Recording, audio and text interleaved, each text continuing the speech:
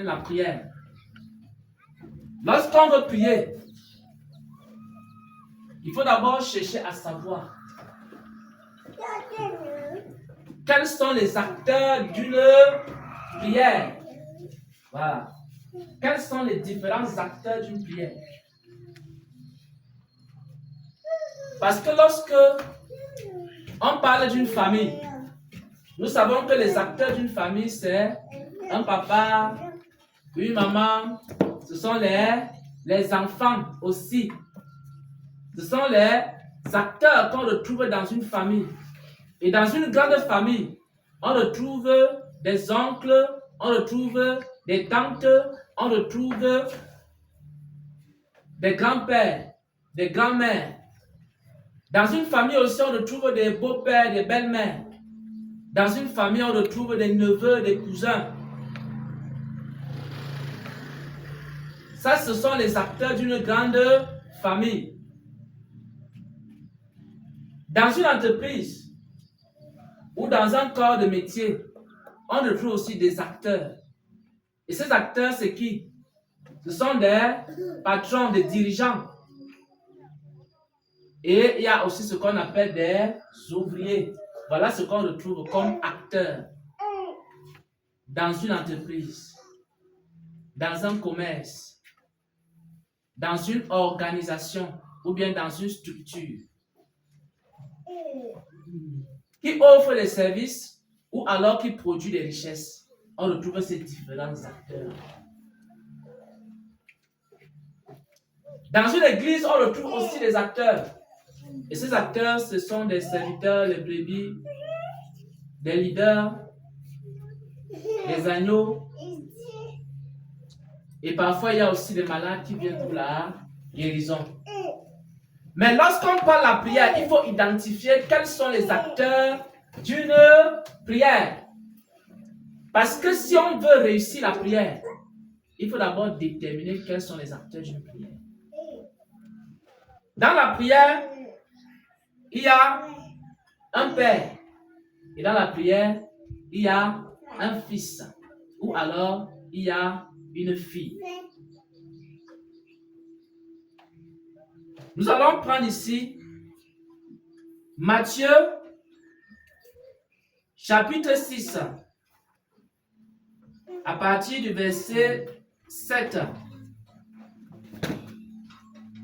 jusqu'au verset 9.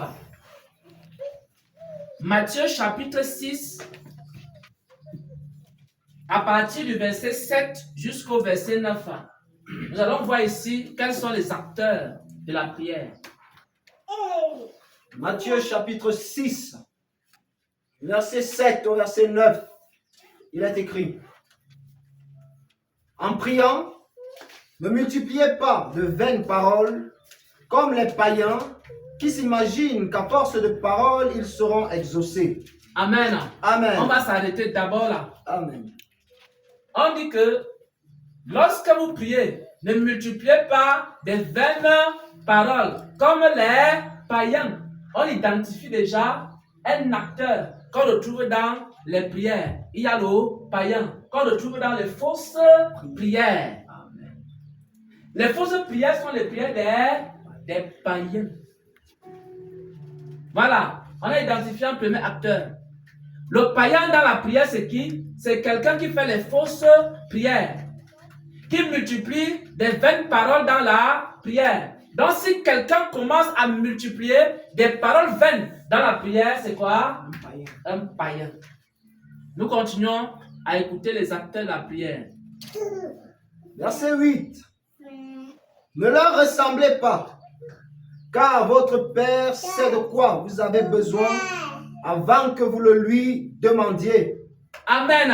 Amen. Nous avons ici un autre acteur. Ce sont les enfants de Dieu. Ce sont les fils de Dieu. Ce sont ceux qui s'adressent à un père et qui sont en train de demander un certain nombre de choses. Mais le Seigneur dit ceci. Il dit quoi? Votre père, c'est quoi? De quoi vous avez besoin? De quoi vous avez besoin. Donc, lorsque tu commences à prier, dis-toi d'abord une première chose. la personne à qui tu t'adresses là, c'est d'abord ton Père. Père. Amen. Et quand nous étions ici en train d'adorer, le Seigneur me faisait comprendre que lorsqu'on dit un Père, on parle ici d'une relation d'amitié. On ne s'adresse pas à un ennemi. Vous savez, ce sont les païens, quand ils s'adressent à Dieu, c'est comme si c'est la guerre, la bagarre. Il y a des gens, je ne sais pas, ils se concentrent d'abord, ou c'est quand il est en colère qu'il part, il se présente, il commence à dire toutes sortes de paroles inutiles. Seigneur, regarde ma situation, regarde mon âge, regarde ceci, regarde cela, regarde comment le moustique m'a piqué. Comment est-ce que moi, un moustique va me piquer alors que je vais à l'église? Voilà comment les païens prient. On appelle ça quoi? Les vaines paroles. Les paroles de colère. Ça fait depuis que je suis né, ma vie est bizarre, ma vie est ceci, ma vie est cela. Maintenant, quand quelqu'un s'adresse à Dieu et qu'il est vraiment un enfant de Dieu, il est vraiment un fils de Dieu, il n'est pas un païen. Quand il s'adresse à Dieu, il considère d'abord qu'il n'y a pas d'inimitié entre lui et Dieu. C'est important ce que je vous dis là. C'est important. Si vous voulez connaître la prière, n'allez pas vers Dieu comme si c'est un ennemi. Même si vous avez des problèmes dans votre vie, considérez quoi? Que c'est un Père qui connaît vos problèmes, qui connaît vos difficultés. C'est l'état d'esprit avec lequel tu t'en vas vers le Seigneur qui va déterminer l'exaucement à ta prière. Je vous dis la vérité.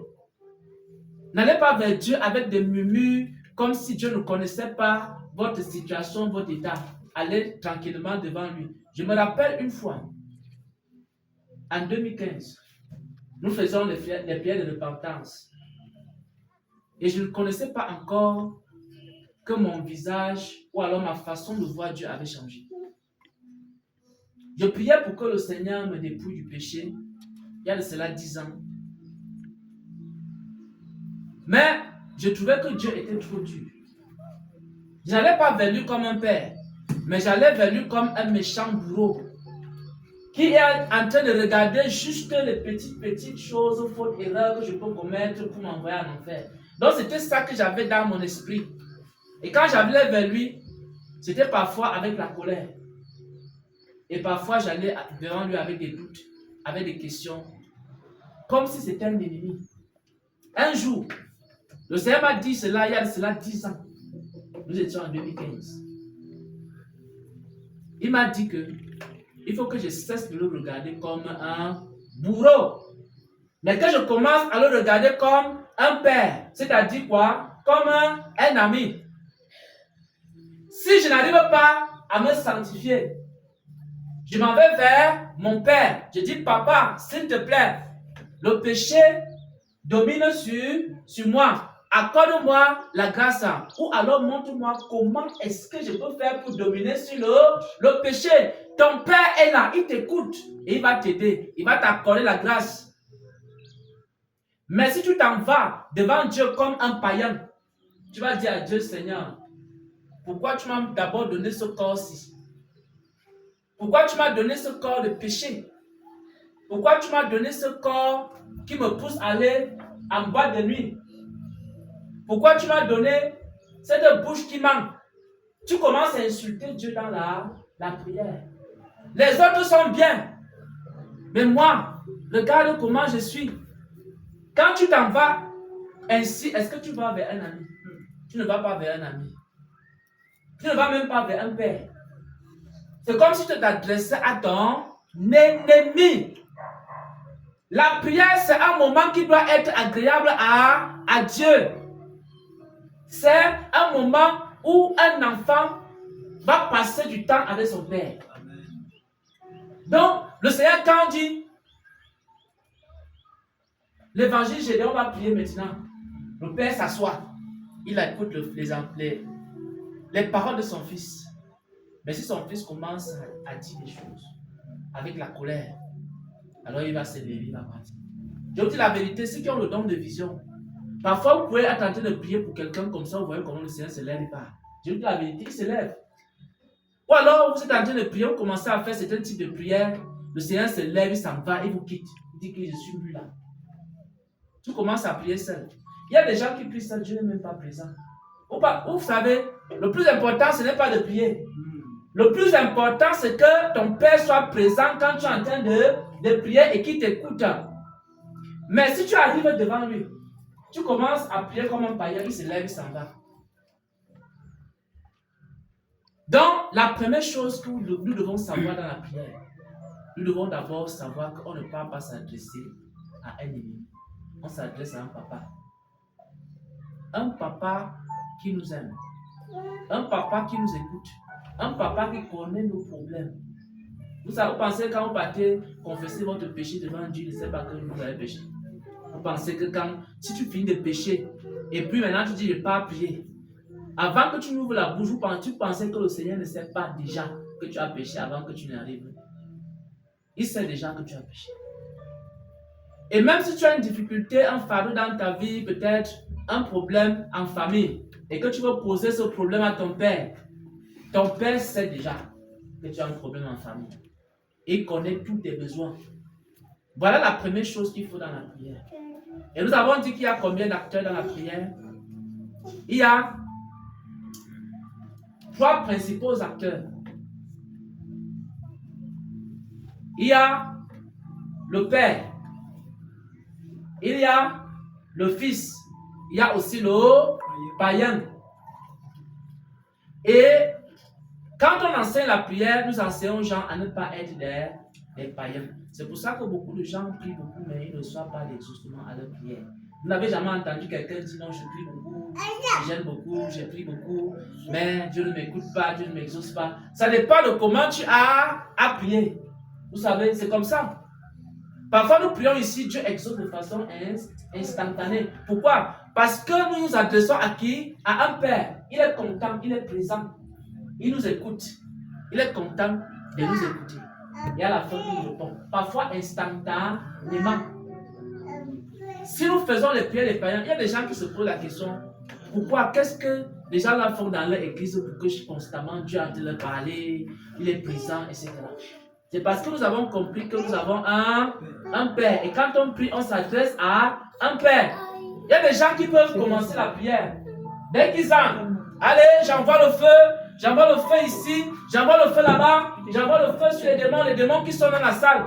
On n'est même pas conscient de la présence du Seigneur dans la salle. Pour lui rendre grâce. Seigneur, je te rends grâce parce que tu es là.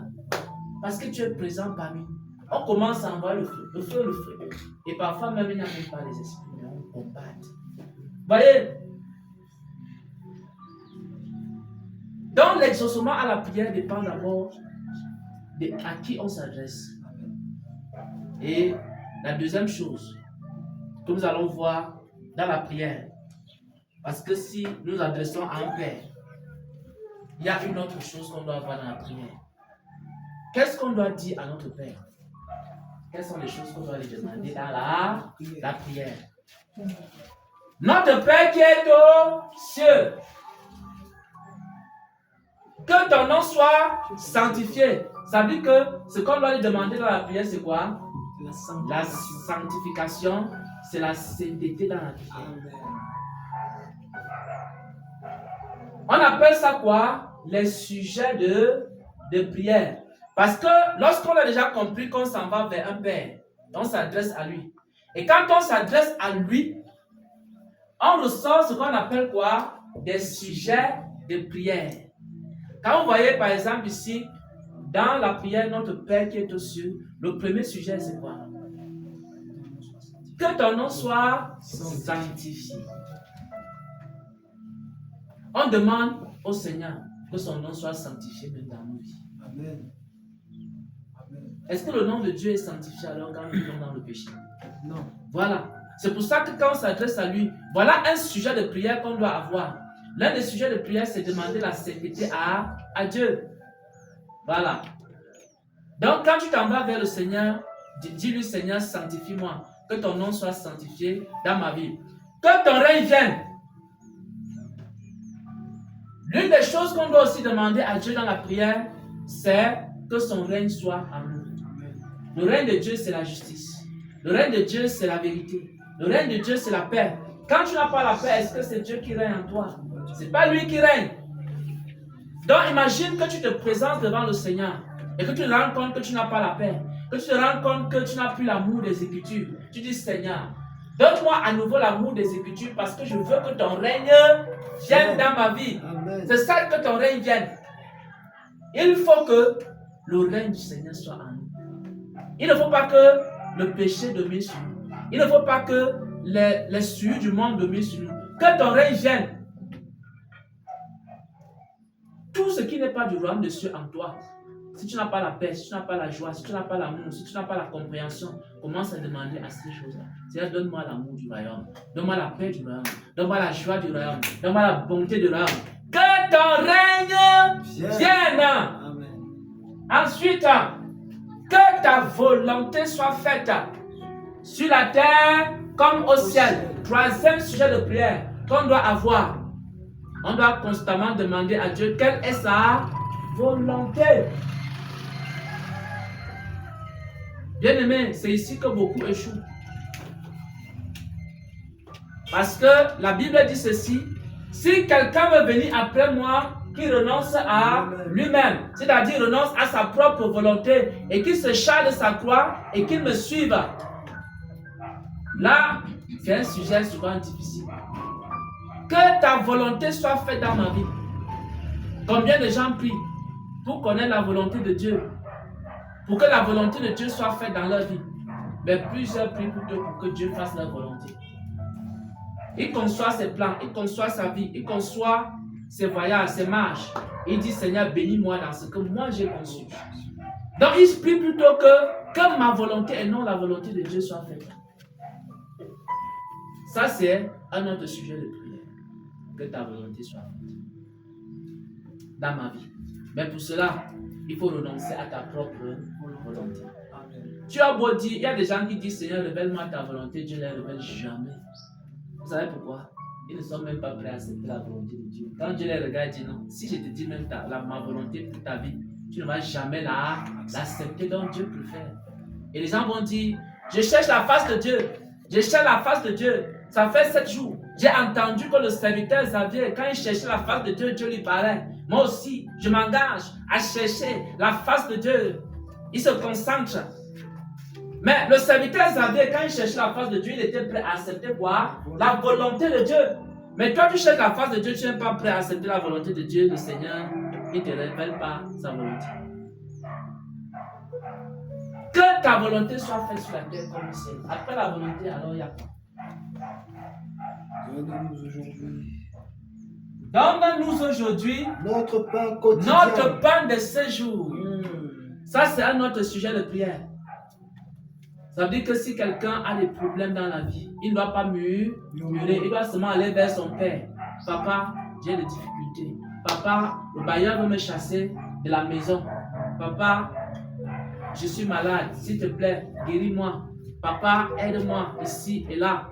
Tu commences à poser tes besoins au Seigneur. Parce que la Bible dit quoi?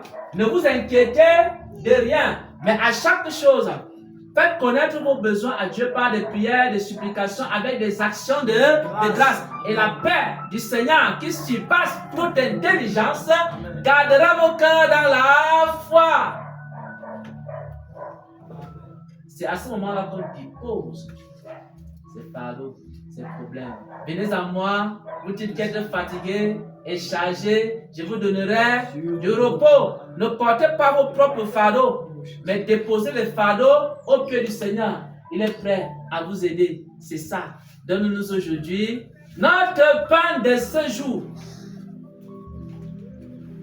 Pardonne nos offenses, comme nous pardonnons aussi à ceux qui nous ont offensés. C'est là où on va voir les rancuniers.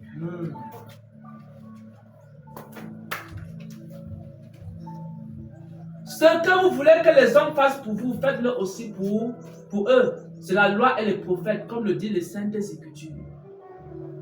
Si nous voulons recevoir le pardon, apprenons aussi à pardonner. Pardonne nos offenses comme nous pardonnons aussi à ceux qui nous ont offensés. Ne nous soumets pas à la tentation, c'est-à-dire on demande à Dieu la grâce et résister au piège du malin. Mais délivre-nous quoi? Du mal. Seigneur, délivre-moi des pièges de Satan. Révèle-moi les pièges de Satan. Ça, c'est aussi des sujets de prière qu'on doit avoir. Car c'est à toi qu'appartient quoi? Le règne, la puissance et la gloire. Pour les siècles et les siècles.